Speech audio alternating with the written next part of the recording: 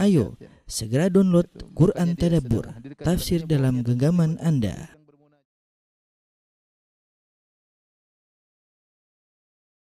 Bismillahirrahmanirrahim. Assalamualaikum warahmatullahi wabarakatuh. Alhamdulillahi ala ihsanih wa syukru lahu ala taufiqihi wa amtinanih wa asyhadu an la ilaha illallah wahdahu la syarika lahu ta'ziman li sya'nih wa asyhadu anna Muhammadan abduhu wa rasuluhu da'ila ridwanih. Allahumma salli alaihi wa ala alihi wa ashabihi wa ikhwani. Para ikhwan dan akhwat, para jamaah Masjid Asra yang dirahmati oleh Allah Subhanahu wa taala. Alhamdulillah pada kesempatan kali ini kita berkumpul kembali dalam rangka mempelajari sejarah para sahabat, ya. Sahabat-sahabat Nabi sallallahu alaihi wasallam yang banyak seringkali dipuji oleh Allah Subhanahu wa taala dalam Al-Qur'an. Kuntum khaira ummatin ukhrijat linnas. Kalianlah umat yang terbaik yang Allah keluarkan bagi manusia.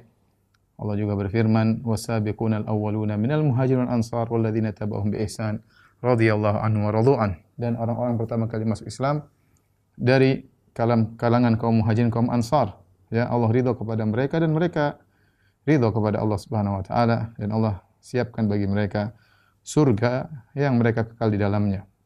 Dan begitu banyak ayat memuji para sahabat, ya. Bagaimana tidak dipuji, mereka adalah murid-murid langsung Rasulullah sallallahu alaihi wasallam. Dan para sahabat, ya, memiliki kecenderungan dalam ibadah-ibadah. Contoh, sebagian sahabat mereka cenderung senang dengan jihad fi sabilillah, seperti Khalid bin Walid, seperti Abi Ubaidah bin Al-Jarrah, ya. Ini sahabat-sahabat yang senang untuk berjihad. Ada sahabat-sahabat yang terkenal dengan sedekahnya, seperti Utsman bin Affan radhiyallahu taala anhu, Abdurrahman bin Auf radhiyallahu taala anhu. Ada sahabat yang terkenal keras dalam menyampaikan tegas dalam menyampaikan kebenaran, seperti Umar bin Khattab radhiyallahu taala anhu. Dan juga ada sahabat yang terkenal dengan ilmu, ya, seperti Abu Hurairah, kemudian terkenal dengan Ibnu Abbas radhiyallahu taala anhuma, kemudian juga terkenal dengan Al-Qur'an, seperti Ubay bin Ka'ab dan Zaid bin Thabit radhiyallahu taala anhu. Ada sahabat yang mengumpulkan semuanya, seperti Abu Bakar As-Siddiq radhiyallahu taala anhu. Nah, pada kesempatan kali ini kita akan bahas salah seorang sahabat yang terkenal dengan ilmunya, terkenal dengan Al-Qur'annya. Dialah Zaid bin Thabit radhiyallahu taala anhu. Siapakah Zaid bin Thabit? Kita akan tuliskan terlebih dahulu tentang nasabnya.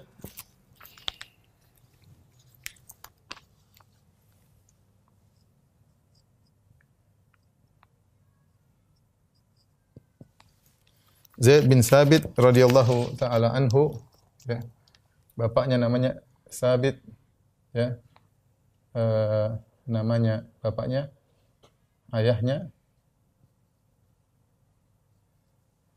Thabit bin Zaid, ya, bin Zaid An-Najjari. Najjari dari keturunan Malik bin Najjar.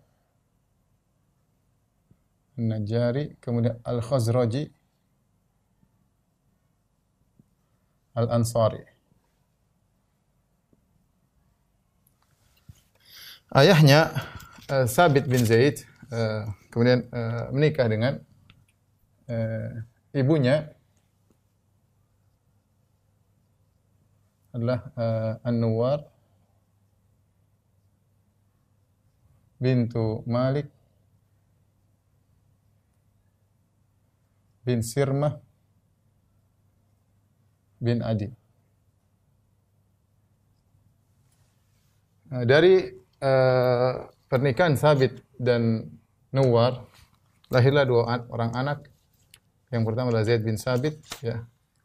Anaknya adalah Yazid.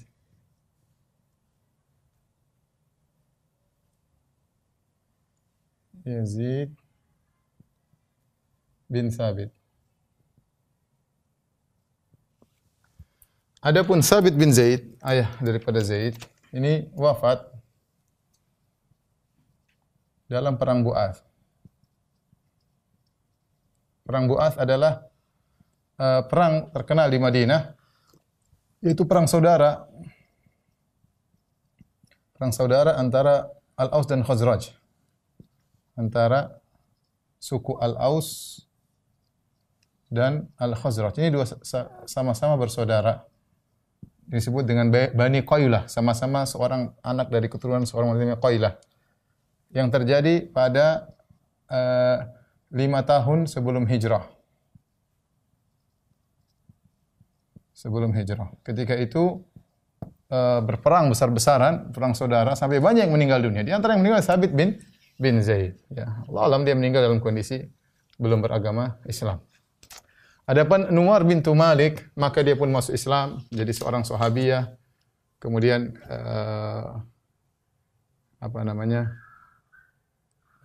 meriwayatkan hadis dari Nabi sallallahu alaihi wasallam.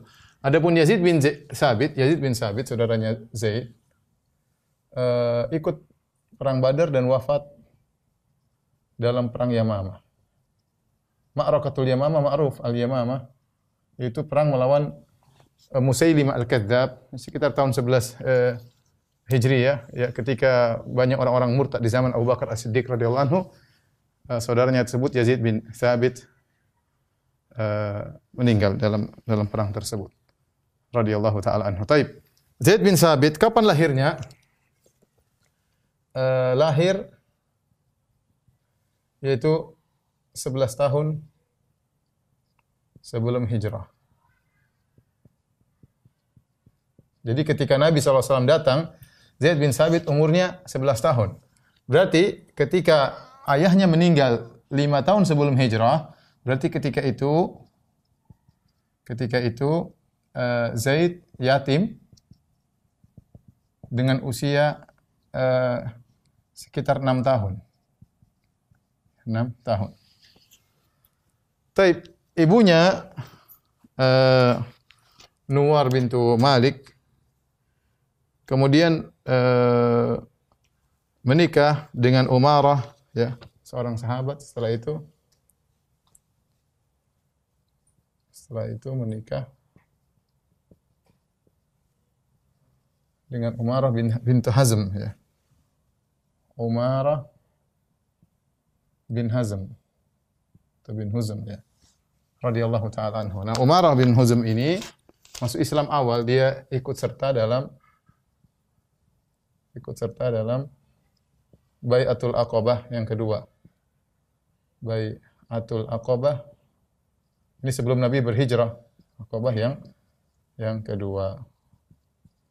Maka beliau inilah Umarah bin Hazm yang merawat si yatim Zaid. Si yatim Zaid. Karena dia adalah bapak tirinya Zaid bin Thabit radhiyallahu taala anhu, ya. Umarah bin Zaid.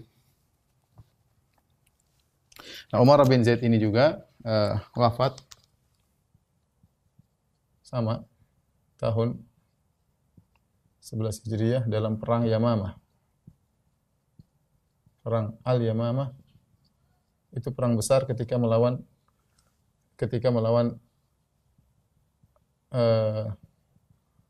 Musailimah al-Kadzdzab, nabi palsu di zaman Abu Bakar.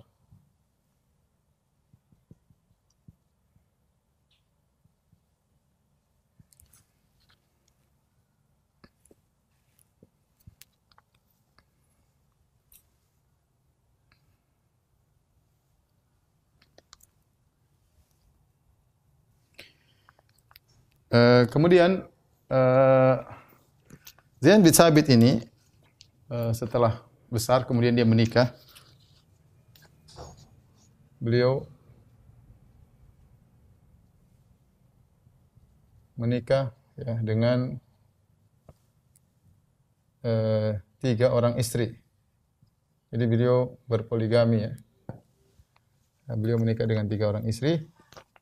Istri pertama, ya, adalah Ummu Jamil bintu Al-Mujallil Al-Qurasyiyah. Kemudian istri yang kedua, ini istri pertama, istri kedua yaitu Ummu Sa'ad binti Sa'ad bin Rabi radhiyallahu taala anhu. Sa'ad binti Sa'ad bin Rabi. Yang ketiga istri beliau adalah Amrah bin Mu'adz. Amrah bintu Mu'adz. Ya, bin Anas.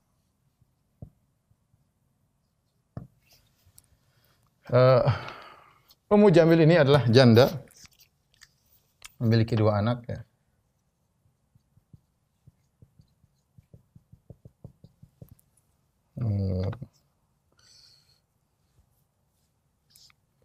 Dua anak ya dari suami lamanya.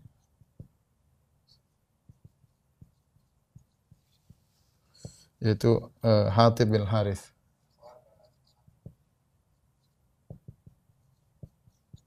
Kemudian janda dinikahi oleh Zaid bin Sabit. Kemudian punya anak namanya Sa'id bin Zaid bin Sabit. Nah, Zaid menikah dengan Ummu Sa'ad binti Sa'ad bin Rabi, punya anak banyak. Ini anaknya banyak sekali. Anaknya banyak. Di antaranya yang terkenal adalah Kharijah. Ya, bin Zaid bin Sabit. Kharijah ini adalah fuqaha al-Madinah as-sab'ah. Di antara 7 orang yang ahli fikih terkenal di kota Madinah. Ini juga anak beliau banyak.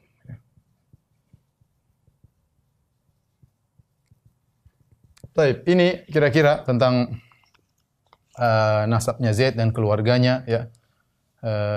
Kawan-kawan coba dilihat lagi ya.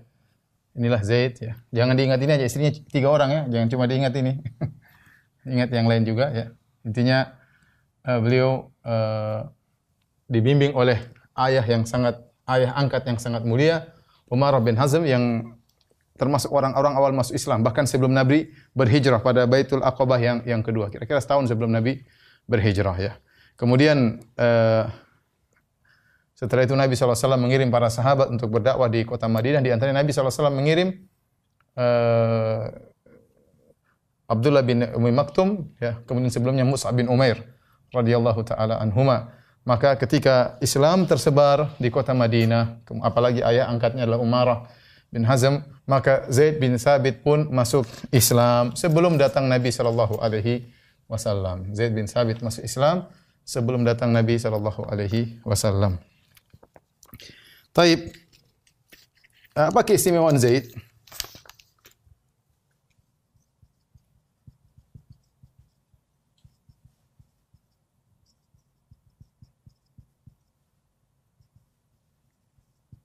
Keistimewaan banyak, kita tulis sebagiannya saja. Yang pertama,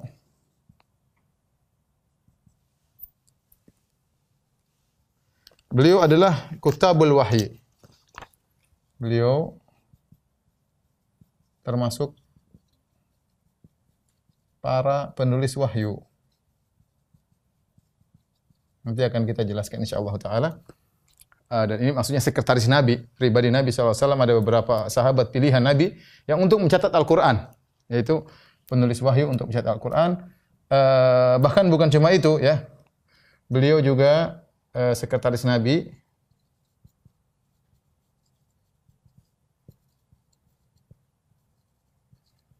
untuk menulis surat kepada para raja, menuliskan surat Nabi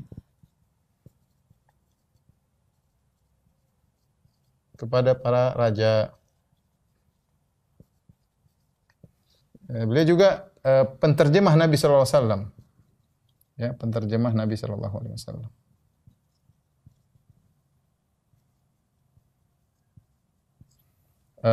Kalau Nabi itu datang surat, jika datang surat kepada Nabi,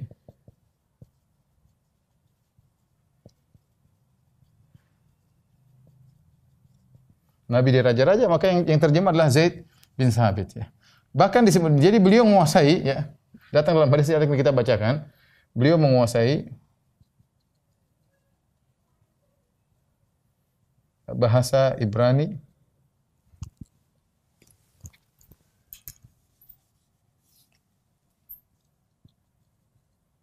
bahasa Ibrani, kemudian Syriani bahasanya Nabi Isa. Bahkan ada yang mengatakan, bahkan disebutkan juga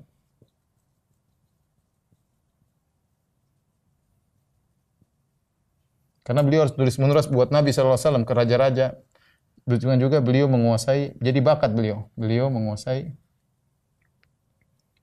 bahasa ya Persia, Romawi, kemudian Qibti bahasa Mesir ya. Kemudian Habasyah.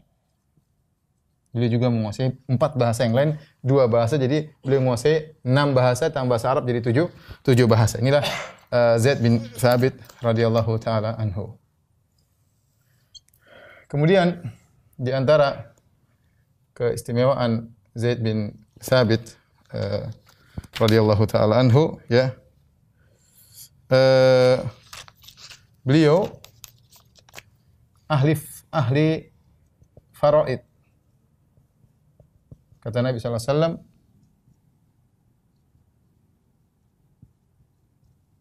wa afradu ummati Zaid bin Thabit. Yang paling pakar ilmu warisan faraid adalah Zaid bin Thabit. Ini ilmu yang susah ya. Harus belajar murojaah ya, terutama untuk hitung-hitungan. Ya, orang kalau belajar terus jadi mudah, tapi ini ilmu harus punya waktu sendiri untuk belajar dan banyak murojaah. Kalau tidak maka akan terlupakan ya. Makanya Nabi SAW mengatakan di antara ilmu yang dalam riwayat yang paling mudah diangkat ilmu faraid. Bahkan Nabi mengatakan akan terjadi suatu masa di mana 2 orang berselisih dalam warisan dan tidak ada yang menjadi hakim di antara mereka berdua. Kenapa? Karena tidak ada yang tahu tentang ilmu tersebut. Di antara keistimewaan Zaid bin Thabit adalah beliau diperintahkan khusus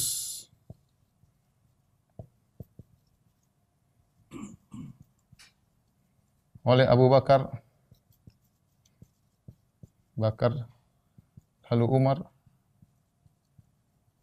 lalu Utsman untuk mengumpulkan Al-Quran. Nanti akan kita ceritakan Al-Quran. Kemudian yang terakhir mungkin saya bisa singgung di antara keistimewaan Zaid bin Thabit adalah beliau yang mendamaikan para sahabat ketika Rasulullah SAW wafat.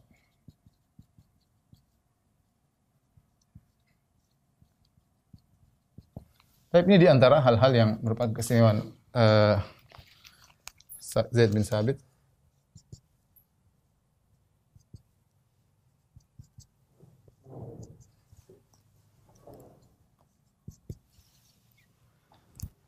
Tapi ini poin-poinnya. Kita akan ceritakan tentang poin-poin tersebut. Kita akan ceritakan poin-poin tersebut biar biar difoto. Tapi para ikhwan dan akhwat yang dirahmati oleh Subhanahu wa taala, adapun Islamnya Zaid bin Thabit sudah kita jelaskan tadi bahwasanya beliau dirawat oleh ayah angkatnya ya Umar bin Hazm yang sahabat yang mulia yang begitu merawat Zaid dengan baik, yaitu sebagai anak yatim ya. Umar memperhatikan dengan baik, mengajarkan Islam kepadanya sehingga Zaid pun masuk Islam. Demikian juga Islam tersebar di kota Madinah dengan dakwahnya Musa bin Umair radhiyallahu anhu dan juga Abdullah bin Ummi Maktum. Ketika Nabi SAW datang, ketika itu Zaid bin Thabit umurnya 11 tahun. 11 tahun, maka kemudian Zaid didatangkan kepada Nabi SAW. Maka orang berkata, "Ya Rasulullah, hadza gulamun min Bani Najjar." Ya, kata Zaid bin Thabit An-Najjari Al-Khazraji Al-Ansari. Inilah seorang anak dari pemuda atau remaja dari Bani Najjar. Waqad qara'a mimma unzila 'alaika 17 surah. Zaid bin Thabit sudah menghafal 17 surat sebelum engkau datang wahai Rasulullah sallallahu alaihi wasallam. Akhirnya kata Zaid, faqara'tu ala Rasulillah sallallahu alaihi wasallam, aku pun bacaan 17 surat tersebut di hadapan Nabi sallallahu alaihi wasallam. Nabi belum datang, dia sudah hafal 17 surat. Fa'ajabahu dzalik, maka Nabi pun senang dengan hal tersebut. Nabi melihat bagaimana Zaid bin Thabit seorang yang cerdas ya. Sehingga Nabi berkata, "Ya Zaid, ta'allam li kitab Yahud." Wahai Zaid, tolong belajar untukku, untuk belajar bagaimana bahasanya orang-orang Yahudi. Fa inni wallahi la ma amanuhum ala kitabi. Sungguhnya aku tidak merasa aman kepada mereka dengan tulisan-tulisanku ya. Qala, perhatikan sini yang menakjubkan di sini. Kata Zaid bin Thabit, yaitu bahasa Ibraniyah. Nabi suruh Zaid, karena Nabi lihat Zaid orang yang cerdas, Nabi suruh Zaid bin Thabit radhiyallahu anhu untuk belajar bahasa Ibrani. Fata'allamtuhu fama madha li nisfu syahrin hatta hadaqtuhu. Kata Zaid bin Thabit, maka aku pun belajar bahasa Ibraniyah. Karena kita tahu di Madinah Zaid belajar kaum muslimin bertetangga dengan orang Yahudi, terutama dari Bani Qainuqa, Bani Nadhir dan Bani Quraidah. Kata Zaid bin Thabit, maka aku pun belajar bahasa Ibrani. Belum sampai setengah bulan aku sudah tidaklah lewat setengah bulan kecuali aku sudah menguasainya. Hatta hadaqtu itu artinya aku benar-benar menguasai dan mahir dalam berbahasa Yahudi. Ya, dan ini bukan perkara yang mudah. 15 hari dari bahasa Arab kemudian mahir dalam bahasa Ibrani ya. Maksudnya ini butuh kecerdasan yang luar biasa. Ya, oleh karenanya para sahabat cerdas. Ini bukti. Bagaimana tidak jelas 15 hari kemudian mahir dalam bahasa Ibrani, bahkan dan ini hadis riwayat Bukhari, bahkan Nabi SAW, bahkan Zaid tidak mengatakan saya bukan cuma bisa, sekedar bisa, tapi kata Zaid bin Thabit, hatta hadaqtuhu, yaitu aku sampai mahir dalam bahasa Ibrani tersebut. Wa kuntu aktubu li Rasulullah SAW idza kataba lahum, aku menulis kalau ada Nabi ingin kirim surat kepada mereka, aku tuliskan surat kepada mereka dengan bahasa tersebut. Dalam riwayat yang lain ya, ketika Zaid dikatakannya Rasulullah Zaid bin Thabit sudah hafal 17 surat, maka kata Zaid bin Thabit, "Fastaqra'ani," kata Nabi SAW, coba bacakan suratnya. Maka Zaid baca surat Qaf wal Qur'anil Majid. Dan seterusnya. Ini surat cukup panjang, lumayan dari Al-Mufassal ya. Jadi 17 surat lumayan panjang, banyak yang sudah dihafal oleh Zaid bin Thabit radhiyallahu taala anhu. Dan ini tujuan Nabi SAW menyuruh Zaid bin Thabit untuk belajar bahasa asing agar jangan terpedaya oleh mereka dan agar mengerti tentang bagaimana tulisan mereka ya. Dan ini penting. Makanya Nabi suruh Zaid bin Thabit untuk belajar bahasa mereka. Buat apa? Untuk menjaga Al-Qur'an. Untuk menjaga Al-Qur'an. Karena kita tahu bahwasanya Al-Qur'an adalah satu-satunya kitab suci yang dijaga oleh Allah Subhanahu wa taala. Makanya Allah mengatakan inna nahnu nazzalna dzikra wa inna lahu lahafizun. Kami yang turunkan Al-Qur'an dan kami akan menjaganya. Beda dengan kitab-kitab sebelumnya, yang dikasih tugas adalah para pendeta yang ditugaskan untuk menjaga kitab-kitab sebelumnya. Makanya Allah mengatakan inna anzalna at-taurata fiha huda wa nur yahkum biha an-nabiyyuna alladhina aslamu lil ladzina hadu war rabbaniyul ahbaru bimastuhfidhu min kitabillah. Kata Allah, kami turunkan Taurat, di situ ada cahaya dan kami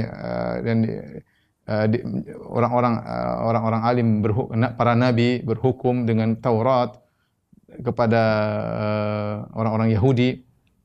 Kemudian juga Taurat diikuti oleh Rabbaniyun wal Ahbar, yaitu para alim ulamanya Yahudi, bimastuhfidhu min kitabillah, dan mereka ditugaskan untuk menjaga kitabullah. Tapi ternyata mereka tidak bisa menjaga Taurat ya. Fanasu hadzam mimma dzukiru bih, mereka lupa ya. Kemudian juga mimma kuntum tukhfun, mereka juga menyembunyikan, ada yang mereka lupa, ada yang mereka sembunyikan. Ya, kemudian yuharrifunal kaliman mawadhi'ihi, mereka juga merubah-rubah tafsirnya. Ya, kemudian di antaranya mereka nambah-nambah tulisan fawailul ladzina yaktubunal kitaba bi aydihim tsumma yaqulun hadza min indillah. Celaka bagi orang yang menulis Alkitab atau Taurat dengan tangan-tangan mereka sendiri, kemudian mereka mengatakan dari sisi Allah Subhanahu wa taala. Sehingga dirubah-rubah ya, sampai sekarang terjadi banyak tahrifat, penyimpangan-penyimpangan dalam kitab suci mereka. Adapun Al-Qur'an Allah yang jaga. Bagaimana cara Allah jaga? Allah siapkan orang-orang yang akan menjaga Al-Qur'an. Di antaranya para hufadzul Qur'an, orang-orang hafal Al-Qur'an. Subhanallah. Kata Allah, "Wa laqad yassarna lidzikri wa laqad yassarna al-Qur'ana lidzikri fa hal min muddakir." Sudah kami memudahkan Al-Qur'an untuk diingat di antara tafsirannya. Oleh karena Al-Qur'an dihafal oleh banyak orang. Kalau ada satu orang mengurangi satu huruf saja, anak-anak kecil orang kaum muslimin sudah tahu. Bukan cuma di penjuru alam semesta. Mau di Pakistan, mau di Indonesia, mau bahkan di Eropa, bahkan di Rusia, Ada anak-anak kecil yang mereka hafal Quran. Kalau sampai satu huruf saja dikurangi atau dua huruf dikurangi, ya harokatnya dirubah, maka anak-anak tersebut tahu. Kenapa? Karena mereka diberi kemudahan untuk hafal Quran. Ya. Ini suatu keajaiban. Oleh karena ketika Allah mengatakan, Inna nahnu nazzalna dzikra, kami yang telah menurunkan Al-Quran, wa inna lahu lahafidhun, dan kami akan menjaganya. Maka Allah siapkan sebab-sebabnya. Di antara sebab-sebabnya adalah Allah siapkan orang seperti Zaid bin Thabit. Ya, Allah siapkan orang Zaid bin Thabit, ya, yang cerdas dalam hafal Al-Quran, ya, dan juga sahabat-sahabat yang lain. Ya. Jadi Nabi SAW menyuruh Zaid untuk belajar bahasa Ibrani agar Rasulullah, wallahi ma amanhum ala kitabi, ya, aku tidak merasa aman dari mereka dari kitabku, apakah yang dimaksud Al-Quran atau suratku, tapi intinya Zaid belajar bahasa Ibrani untuk kepentingan Nabi sallallahu alaihi wasallam, menjaga tulisan-tulisan Nabi sallallahu alaihi wasallam, di antaranya Al-Quran.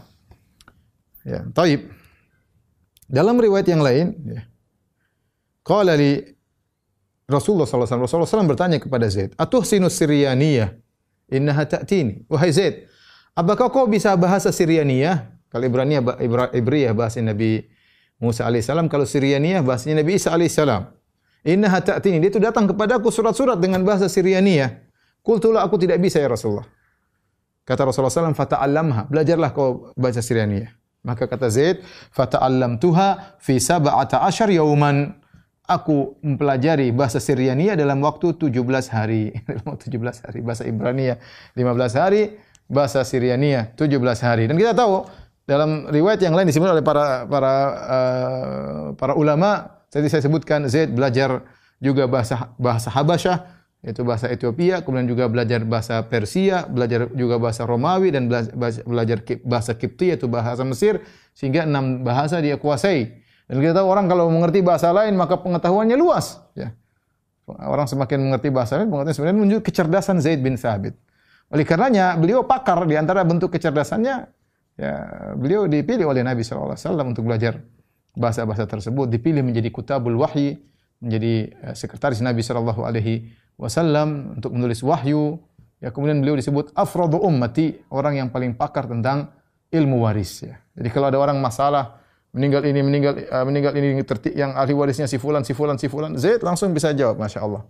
Dan itu ilmu bukan ilmu yang mudah. Ya. Siapa orang hebat tersebut? Zaid bin Thabit radhiyallahu taala anhu. Jadi intinya Zaid bin Thabit masuk Islam sebelum Nabi datang. Kemudian pada tahun kedua Hijriyah terjadi perang Uhud. Itu sebagaimana pernah kita ceritakan tentang perang Uhud, yaitu ketika itu Zaid umurnya 13 tahun. 13 tahun. Perang Uhud pada tahun ketiga Hijriah. Berarti Zaid sekitar 11-14 tahun ya. Maka Zaid bin Thabit ikut dalam perang Uhud. Namun di tengah perjalanan menjelang peperangan, Nabi SAW memeriksa pasukan. Yang masih kecil disuruh pulang. Banyak yang disuruh pulang.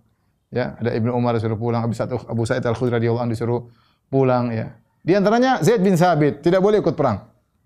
Tetapi Zaid bin Thabit tidak ikut perang karena masih kecil, tetapi dia berada di sekitar lokasi peperangan. Di antara hal yang menunjukkan akan hal ini, ketika di akhir perang, ketika perang sudah selesai, maka Nabi SAW menyuruh Zaid bin Thabit untuk mencari Sa'ad bin Rabi'. Sahabat yang ma'ruf, Sa'ad bin Rabi'. Ya, sering kita sampaikan ceritanya bagaimana Sa'ad bin Rabi' dipersaudarakan dengan Abdurrahman bin Auf, yang dia menawarkan setengah hartanya untuk Abdurrahman bin Auf. Dan dia juga yang menawarkan salah satu istrinya kepada Abdurrahman bin Auf. Dia mengatakan, Abdurrahman, saya punya istri lebih dari satu. Kau silakan lihat yang mana kau suka akan saya ceraikan, jika habis masa iddahnya silakan nikahi. Abdurrahman bin Auf mengatakan, tidak perlu, barakallahu laka fi malika wa ahlik. Semoga Allah memberkahi hartamu, dirimu dan keluargamu. Tunjukkan kepadaku Suq Bani Qainuqa, mana pasar orang Yahudi, saya akan berdagang di situ. Tapi intinya ini sahabat yang mulia Sa'ad bin Rabi'. Ketika selesai perang dia tidak hadir di pasukan Nabi SAW. Maka Nabi suruh Zaid bin Thabit, masih umur 14 tahun, ya, suruh cari Sa'ad bin Rabi'. Maka berangkatlah Zaid bin Thabit, cari sana. Akhirnya dia ketemu Sa'ad bin Rabi'. Kemudian dia berkata, wahai Sa'ad bin Rabi', Inna Rasulullah SAW yukri'uka salam. Rasulullah SAW mengirim salam buat engkau. Dan Rasulullah SAW bertanya kepada engkau, aina tajiduka? Bagaimana bagaimana kau dapati dirimu ya? Bagaimana kaifa tajiduka atau kaifa tajidu nafsak? Bagaimana kau dapati dirimu? Maka situ tatkala Sa'ad bin Rabi penuh dengan luka-luka, puluhan luka-luka, bekas tombak, bekas pedang, bekas panah, ya, penuh dalam tubuhnya. Ketika itu dia sudah di nafas terakhir, kemudian dia berkata, Assalamu ala Rasulullah sallallahu alaihi wasallam, salam kepada Rasulullah, kepada engkau. Ya, sampaikan kepada kaumku, kaum Ansar, laisa lakum udhrun an khulisa ila Rasulullah sallallahu alaihi wasallam yukhlasa ila Rasulullah sallallahu alaihi wasallam wa fikum syufrun yatruf. Kata dia, tidak ada uzur bagi kaum Ansar kalau Nabi sampai terluka, sementara di antara kalian masih ada seorang yang bisa mengedipkan matanya. Selama masih ada orang bisa mengedipkan matanya, Nabi tidak boleh luka. Akhirnya dia meninggal dunia. Ya, waktu ditanya, "Kaifa tajidu nafsak?" Bagaimana kau dapat dirimu? Kata Sa'ad bin Rabi, "Ajidu rihal jannah min qibali Uhud." Aku mencium bau surga dari arah gunung Uhud. Kemudian dia pun meninggal dunia radhiyallahu taala anhu. Inilah Sa'ad bin Rabi, ya, punya putri, ya, tadi Ummu Sa'ad, ya, bin Sa'ad bin Rabi, ya, yang akhirnya dinikahi oleh Zaid bin Thabit. Ya, mungkin Zaid bin Thabit, ya, kata para ulama Zaid bin Thabit menikah dengan putrinya Sa'ad bin Rabi karena dia tahu kemuliaan Sa'ad bin Rabi dan dia tahu akhirnya putrinya juga menjadi anak yatim seperti dia. Ya, kemudian dia tahu bagaimana bapak angkatnya Umarah bin Hazm memuliakan Sa'ad bin Rabi dan akhirnya Zaid bin Thabit menikahi putrinya Sa'ad bin Rabi radhiyallahu taala anhum ajma'in. Jadi beliau tidak ikut dalam peperangan, tapi beliau berada di sekitar perang Uhud. Setelah itu beliau ikut peperangan perang Khandaq, perang selanjutnya bersama Rasulullah sallallahu alaihi wasallam. Adapun di antara keistimewaan beliau, ya, adalah beliau adalah Kutabul Wahyi. Kutabul Wahyi. Di sana ada orang-orang spesial yang diangkat oleh Nabi sallallahu alaihi wasallam sebagai pencatat wahyu-wahyu Allah Subhanahu wa taala. Ya.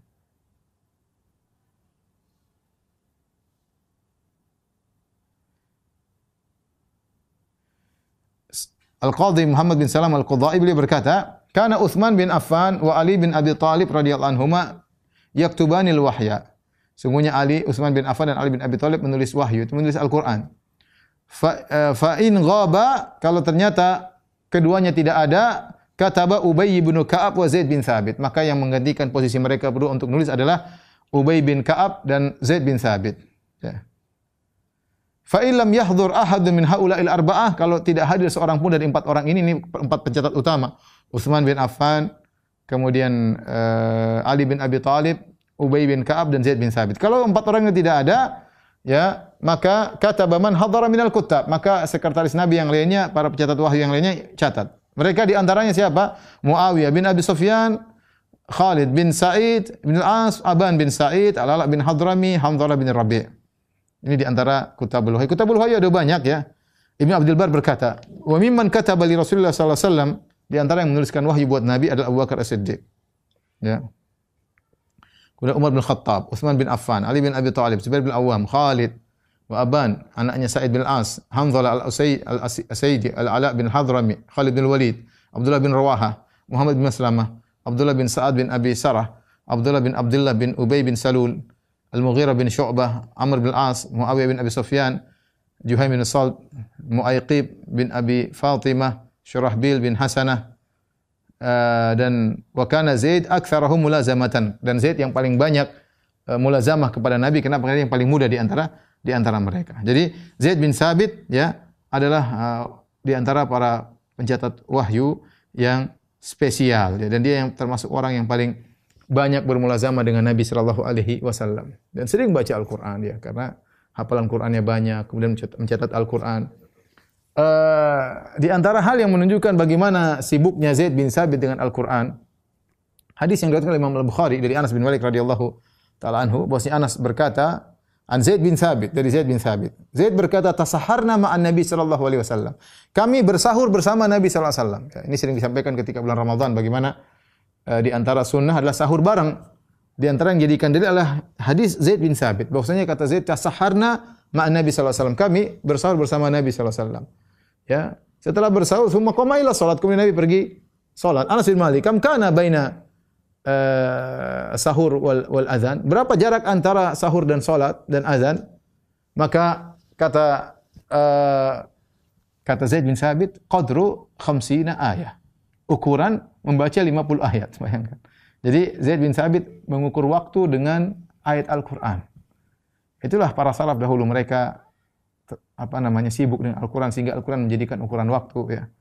Kalau kita mana ada seukuran baca sekian ayat? Tidak ada, ya. Orang zaman dulu yang mungkin tukang minum masuk ukuran 2 minum cawan arak, tukang mabuk yang mengukur waktu. Kalau zaman sekarang mungkin tak ukur waktu dengan apa seukuran ini, seperjalanan dari sini ke sini. Tapi zaman dahulu para sahabat mengukur waktu dengan ayat. Kenapa? Karena mereka terbiasa baca Al-Quran. Terbiasa baca Al-Quran dan itu dijadikan sebagai ukuran waktu oleh mereka radhiyallahu ta'ala anhum ajma'in. Ya.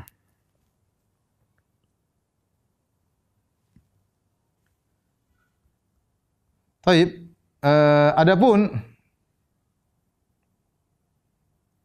bagaimana proses pencatatan Al-Quran, ya.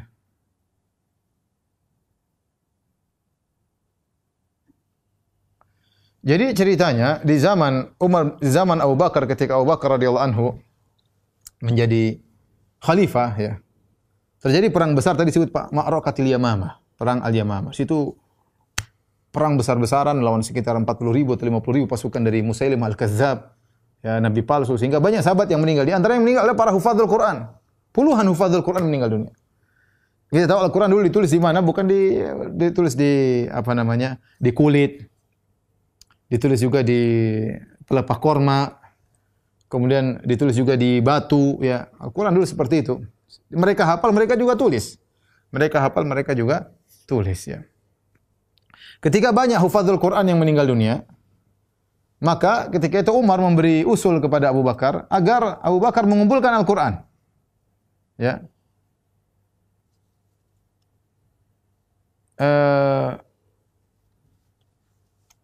Akhirnya Abu Bakar tadinya tidak mau dibujuk-bujuk lagi oleh Umar. Kata Abu Bakar, "Gimana saya mau nulis lakukan sesuatu yang Nabi tidak melakukannya?" Nabi tidak pernah mengumpul Al-Quran. Ya.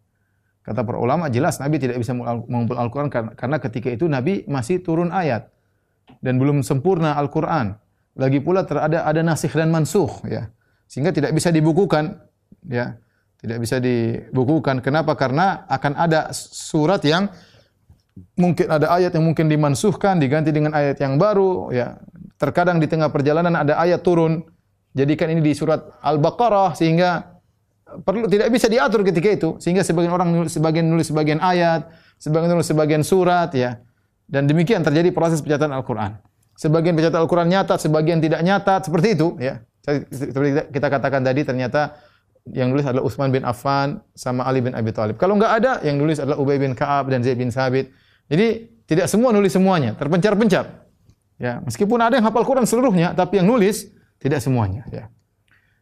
Dan sebagian nulis dengan lahja atau dengan bahasa, ya, yang mungkin bukan orang Quraisy. Ya, kita tahu bahwasanya suku-suku Arab banyak. Terkadang ada beda-beda sedikit di antara mereka. Mereka nanti tatkala Utsman bin Affan menyuruh Zaid bin Thabit nulis Al-Quran, kalau ada khilaf di antara para sahabat tentang huruf apa atau bunyinya bagaimana, maka dikembalikan kepada bahasa Quraisy karena mereka lebih paham tentang bahasa Arab dan Nabi sallallahu alaihi wasallam adalah orang Quraisy. Oleh karenanya ketika Umar memandang Al-Quran bisa hilang dengan wafatnya para penghafal Quran, maka Umar kasih ide kepada Abu Bakar, ya, untuk mengumpulkan Al-Quran, ya. Ketika itu Abu Bakar kemudian setuju.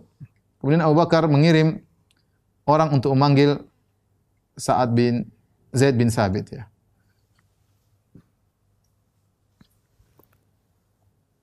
Abu Bakar radhiyallahu ta'ala anhu berkata Zaid bin Thabit. Ketika kita ada Umar juga di samping Abu Bakar. Kata Abu Bakar kepada Zaid bin Thabit, "Inna Umar atani, sungguhnya Umar datang kepadaku. Faqala innal qatla qad istaharra yaumal Yamamah bi qira'il Qur'an." Perang dalam perang Yamamah sudah semakin parah, semakin banyak dari qira'il Qur'an, para penghafal Quran yang meninggal dunia. Wa inni akhsha in istaharra al-qatlu bil qurra'i bil mawatin fayadhhabu katsirun minal Qur'an. Dan aku khawatir kalau perang semakin besar dan akhirnya banyak dari qurra ahli baca Quran meninggal dunia, aku khawatir banyak dari Al-Quran akan hilang. Wa inni ara an ta'mura bi jam'il Qur'an. Kata Umar, wahai Abu Bakar, kalau begitu menurutku engkau suruh Al-Quran dikumpulkan. Qultu li Umar, jadi Abu Bakar cerita kepada Zaid bin Thabit. Di sampingnya ada Umar. Tadi Umar bilang saya begini-begini. Aku jawab kepada Umar, "Kaifa taf'alu syai'an lam yaf'alhu Rasulullah sallallahu alaihi wasallam?" Bagaimana engkau melakukan sesuatu yang Rasulullah tidak lakukan? Dan ini lihat bagaimana para sahabat menjauhi dari segala macam bid'ah. Padahal ini bukan bid'ah. Mengumpul Al-Quran itu bukan bid'ah, ya. Bahkan sudah disyaratkan dalam Al-Quran, yatlu suhufan mutahharah. Rasulan yatlu suhufan mutahharah, dalam surat Al-Bayyinah.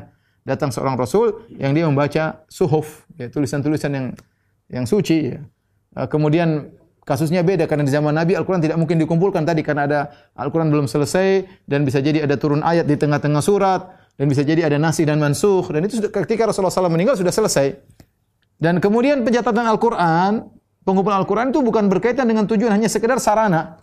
Sarana seperti kita ceramah pakai kamera, ceramah pakai apa namanya mic, ya, pakai media-media sosial misalnya, ya. Ini semua sarana, ya. Yang penting kan baca Quran, tidak ada ibadah baru di sini. Ini bukan sedang membuat ritual ibadah baru, tapi sarana untuk mudah beribadah. Sama seperti bikin pondok, ya. Sama seperti belajar nahwu sharaf. Ini semua adalah sarana, ya. Termasuk dari bab al-masalihul mursalah, yaitu perkara yang maslahat, yang mendukung adanya suatu ibadah, bukan ritual ibadah tertentu, ya. Itu pun Abu Bakar enggan untuk melakukannya. Dan dia mengatakan, "Kaifa taf'alu ma lam yaf'alhu Rasulullah sallallahu alaihi wasallam?" Kaifa taf'alu syai'an lam yaf'alhu Rasulullah sallallahu alaihi wasallam? Bagaimana kau melakukan sesuatu wahai Umar yang Nabi tidak melakukannya? Kata Umar, "Hadza wallahi khair." Ini baik demi Allah. Kemudian falam yazal Umar yuraji'uni hatta syaraha Allah sadri lidzalik. Dan Umar terus bolak-balik bilang aku, kata Abu Bakar cerita, sampai akhirnya Allah melapangkan dadaku untuk melakukan demikian. Wa ra'aitu fi dzalika alladhi ra'a Umar. Akhirnya pendapatku sama dengan pendapat Umar. Zaid berkata, qala Abu Bakar. Abu Bakar berkata kepada Zaid. Ini dia sudah cerita kronologisnya kepada Zaid, kemudian dia berkata, "Innaka rajulun syabun aqilun." Engkau adalah seorang pemuda yang cerdas. La nattahimuka, kami tidak menuduh engkau macam-macam. Wa qad kunta taktubul wahya, dan engkau termasuk para penulis wahyu. Kau orang spesial di sini Nabi. Nabi saja sudah mengamanahkan engkau untuk menulis wahyu, ya. Bagaimana kami mencurigai engkau, ya. Wa qad kunta taktubul wahyu, dan engkau dulu menulis wahyu di zaman Nabi, di Rasulullah sallallahu alaihi wasallam. Fatattaba'il Qur'an, maka carilah Al-Qur'an, fajma'hu, cari tulisan di sana, tulisan sini, kumpulkan, karena banyak orang-orang sudah meninggal dunia.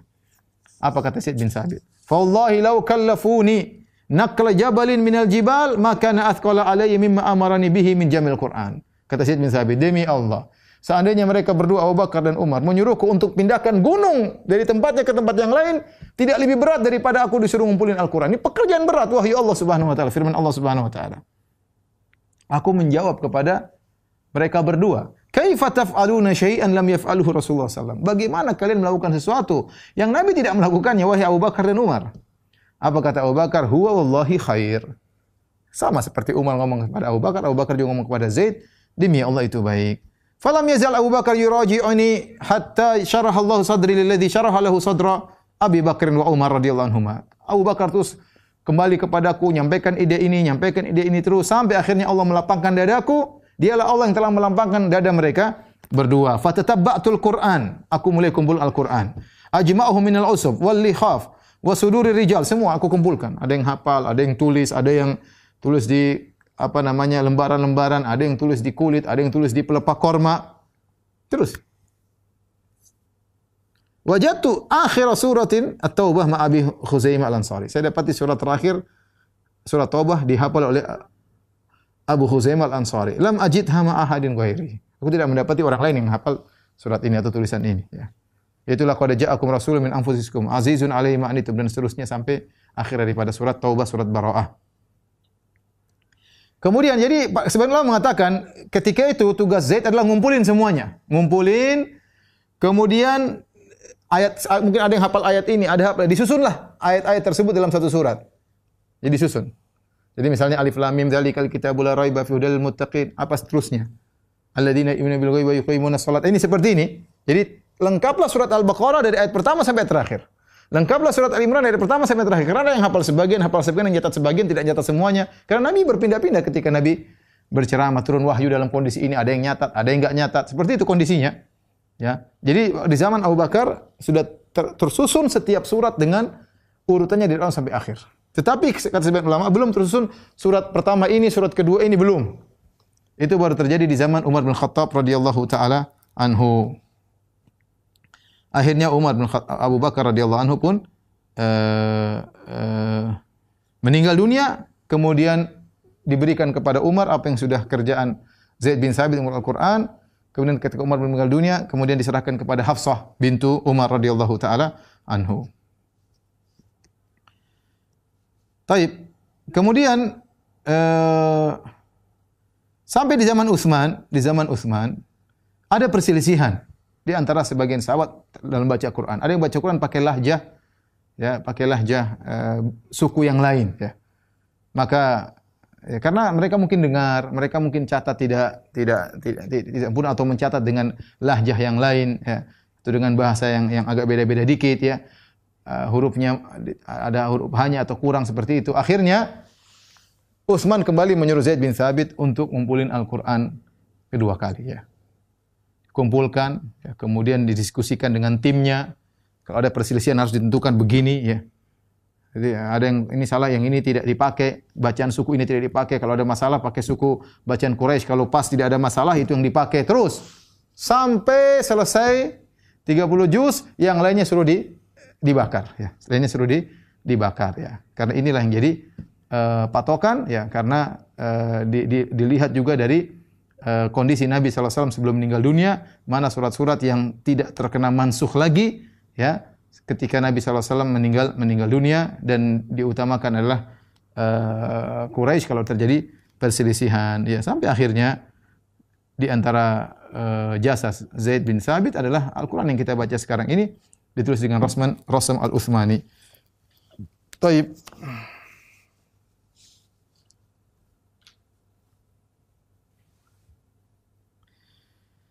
Ini di antara jasa Zaid bin Thabit radhiyallahu taala anhu, ya. Kemudian di antara jasa Zaid bin Thabit juga ketika terjadi peristiwa keributan di Saqifah Bani Sa'idah. Itu Rasulullah SAW meninggal dunia. Pada saat berselisih waktu itu. Ini siapa yang menjadi pemimpin? Karena mereka tahu pemimpin penting.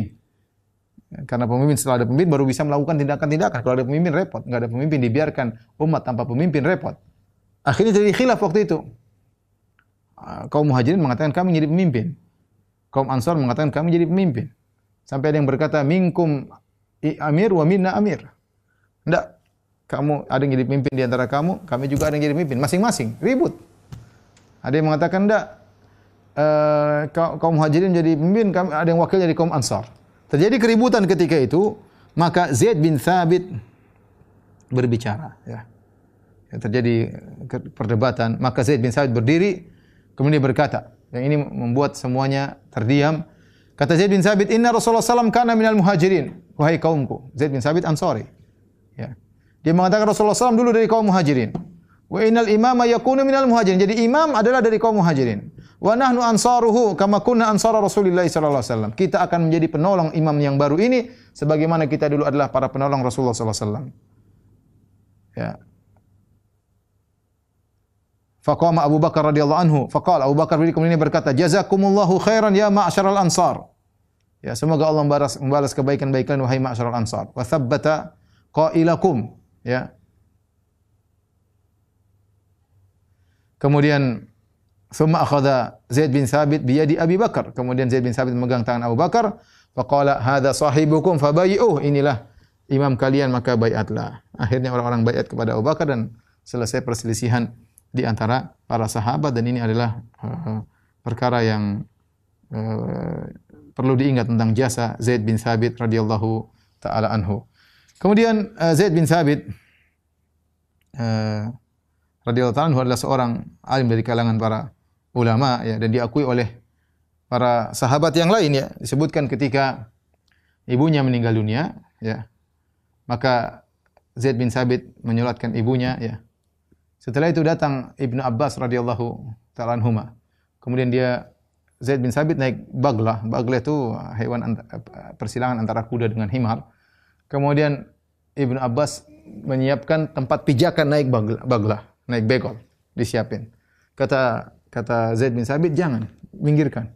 Kata Ibnu Abbas, hakadha umirna naf'al bi ulama'ina wa kubara'ina. Demikianlah kami diperintahkan untuk berbuat kepada para ulama kami. Itu dilayani oleh Ibnu Abbas. Pada Ibnu Abbas siapa? Ibnu Abbas adalah sepupu Nabi sallallahu alaihi wasallam ya, karena dia memuliakan Zaid bin Sabit radhiyallahu taala anhu. Dan Zaid bin Sabit mengajar Al-Qur'an, mengajar ilmu faraid ya.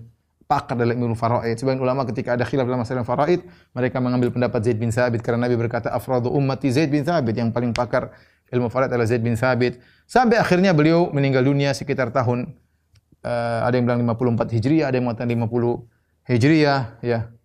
Ketika meninggal dunia, maka datanglah Ibnu Abbas. Setelah dikuburkan Zaid, maka dia berkata, hakadha dhahabal ilm. Inilah perginya ilmu. Inilah perginya ilmu. Ini contoh bagaimana ketika Zaid bin Sabit radhiyallahu meninggal dunia, banyak ilmu yang pergi bersama Zaid bin Sabit radhiyallahu taala anhu. Demikianlah para ikhwan dan akhwat yang dirahmati Allah Subhanahu wa taala, sejarah singkat dari sahabat yang mulia Zaid bin Sabit radhiyallahu anhu. Wallahu a'lam bishawab. Demikian saja yang bisa saya sampaikan, kurang lebihnya saya mohon maaf. Wabillahi taufiq wal hidayah. Assalamualaikum warahmatullahi wabarakatuh.